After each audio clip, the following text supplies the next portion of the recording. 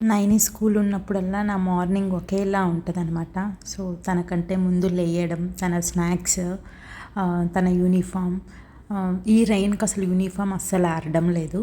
So first అయితే నేను నైనికి corn snacks పెట్టడానికి దాన్ని ఉడకబెట్టడానికి చూస్తున్నా. యాక్చువల్లీ అయితే మేము ఎంత జంక్ ఫుడ్ నేనైతే మీ హస్బెండ్ అస్సలు మేము వీలైనంత వరకు మేము అస్సలు పెట్టమన్నమాట.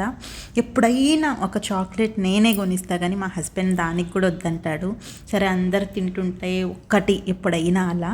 సో మ్యాక్సిమం నేను ఫ్రూట్స్, ఏదైనా బిస్కెట్ అంటే అలా ఉన్నప్పుడు ఎలా ఇస్తానంటే ఒక మంచి ఫ్రూట్ ఇచ్చేది, అంటే కంపెన్సేట్ చేయడం అనమాట. సో ఇవాళైతే స్నాక్ కార్న్ పెడుతున్నా. ఈ సీజన్లో హాట్ వాటరే ఇవ్వడానికి ట్రై చేయండి పిల్లలకి. సో నేను కూడా బాటిల్ క్లీన్ చేసేసి హాట్ వాటరే పంపిస్తాను, గోరువెచ్చని నీళ్ళు పంపిస్తాను స్కూల్కి. నేను అది నేను ఫుల్ చేసి పంపిస్తాను కదా, కొన్నిసార్లు అయితే దాన్ని ఆఫే తాగుతుంది అనమాట. సో 10 సార్లు చెప్తాం నీళ్ళు తాగాలి, నీళ్ళు తాగితేనే బాగుంటుంది అని.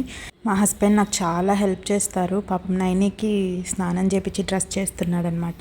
తర్వాత నేను స్నాక్స్ నైనికి చూపిస్తూ పెడతా అనమాట. బాక్స్లో మాట్లాడుకుంటూ ఆ బాక్స్లో పెడుతున్నా అనమాట. అన్నీ తిను, నీకు ఎక్కువైతే అంటే ఎక్కువ తినొద్దు, నీకు ఎంతవరకు నీ పొట్ట కావాలి అంటదే అంతవరకే తిను అని చెప్తున్నాను. ఒక 2 నిమిషాలైన దేవుడు దగ్గర దండం పెట్టుకోండి, చాలా మనశ్శాంతిగా ఉంటా. రెడీ అయ్యాక ఏడుస్తుంది అనమాట పాపం, పోను అనేసి. ఇది ఒక్కరోజు వెళ్దామమ్మ, తర్వాత మనం నాని తాత దగ్గరికి వెళ్ళిపోదాము, అట్లా అయితే నానమ్మ స్కూల్కి పంపిది కదా నెల్లూరుకి వెళ్తే అని చెప్తుంది.